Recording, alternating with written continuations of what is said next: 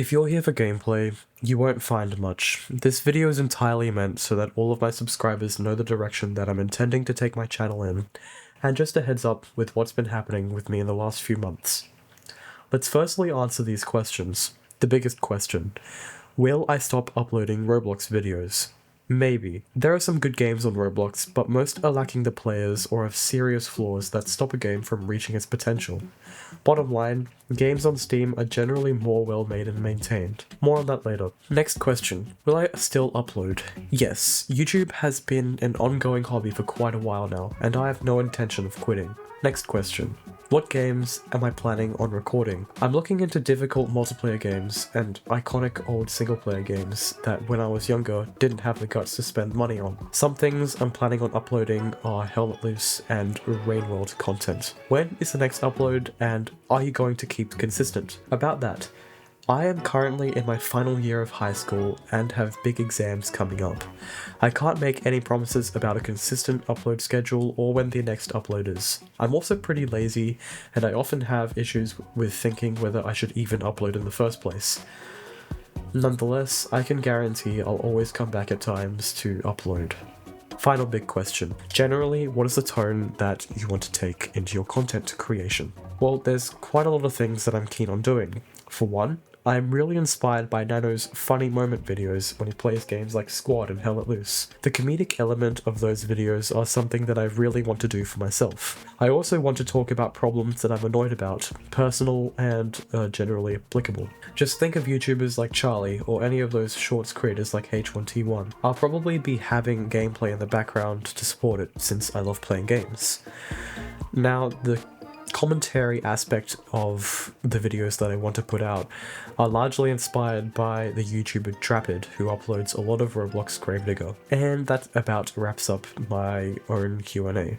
So if you have any other questions, then please write them in the comments. I really don't want any of you to have big questions go unanswered. Now, I want to do a bit of story time. So you guys all know it's been a while since my last official upload, not counting that short that I uploaded like last week. My subscribers know that I'm mainly a Roblox content creator.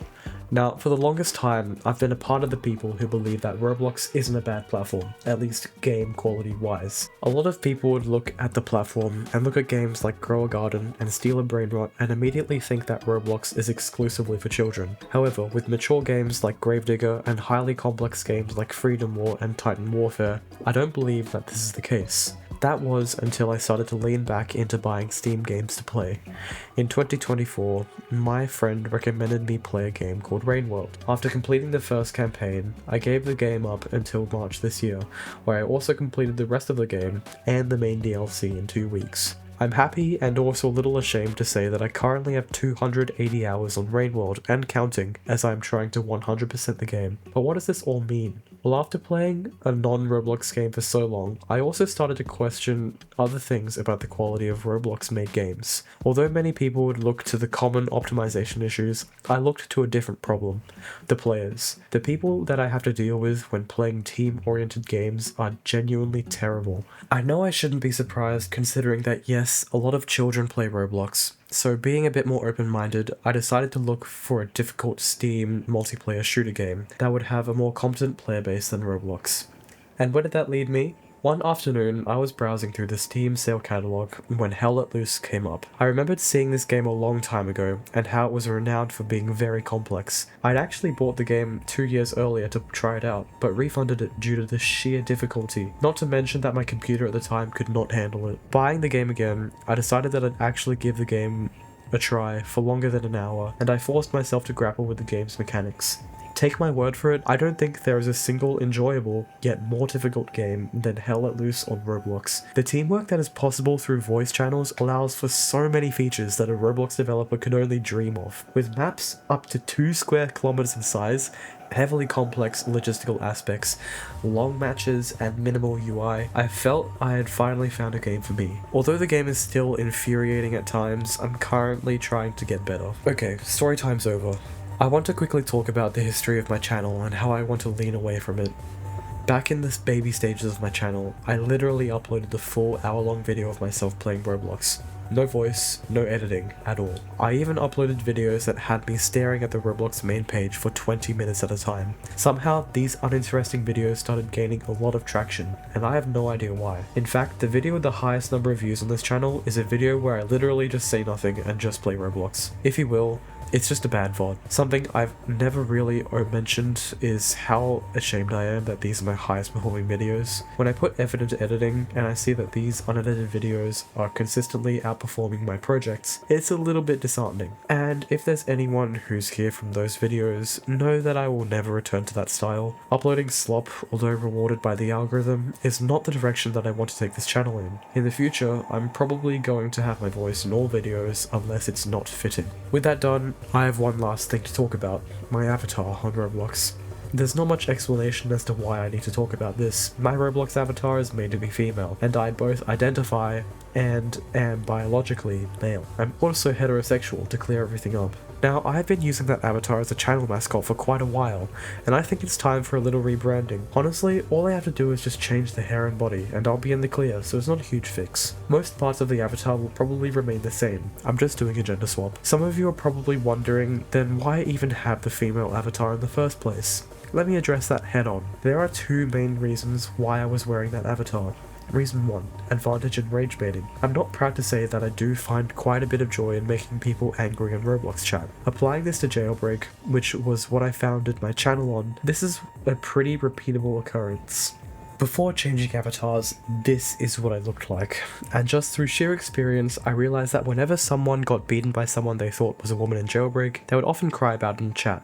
Being tired of repeatedly called a hacker, I sought new insults that I wouldn't have to pay much attention to. At the same time, if they were to report me for cheating, which many actually did, they would first need to admit to themselves that they were beat by a woman, and there's nothing wrong about that. But try telling that to Roblox kids. So I changed into a female avatar to further rage bait the people that I was put up against. However, and this is important, I never resorted to degenerate strategies to intentionally elicit reactions. In fact, it was only satisfying to see people react only if I was playing the game fairly. I don't take enjoyment in being a degenerate player who has to resort to the cheesy strategies to win. Otherwise, the crash outs from other players are meaningless, since I won't think I deserve the win. So to be clear, although I kinda liked seeing people react angrily when I beat them, I always made sure that I wasn't getting an unreasonable advantage. Now for the second reason, and this one's a lot more simple. I just finished the anime Attack on Titan, which is a must-watch for everyone. But to get back on track, a friend had invited me to play a parody game on Roblox, so I decided that I would cosplay Hanji from AOT. I ended up playing this game for a few months, and it was pretty fun. I never really took the avatar off after that, as I didn't really know exactly what to dress as instead, and I enjoyed rage baiting little children who couldn't get their way. And do you really want to go back to this avatar? Let me know if you want me to go back to this avatar. I personally think it was pretty funny. Okay, that was a lot. And by this point, there's probably only about 1 or 2 people who stayed the entire video, and I can't really blame you guys for that. There's only a few active subscribers that I still have. But anyway, congrats to you guys. For a little bit of behind the scenes, I kind of patched this script together on impulse, and I really appreciate you guys listening towards the very end. Building this channel is not only for me, but I actually want to build a community of people who like to listen to me speak, not just looking for a highly stimulating dopamine hit that doesn't reflect my personality. I want you guys to be here so that I can talk about everyday problems and, well, this does sound cringeworthy, but I want to discuss some of the societal issues that I see a lot. But that's all I've got to say for this video. Thanks for being here. I appreciate all of you. Until next time. I'm sorry, I'm recording this when I'm sick, and I just realized the amount of wheezing that I have in this video. I am apologizing in advance for that. I am very sorry.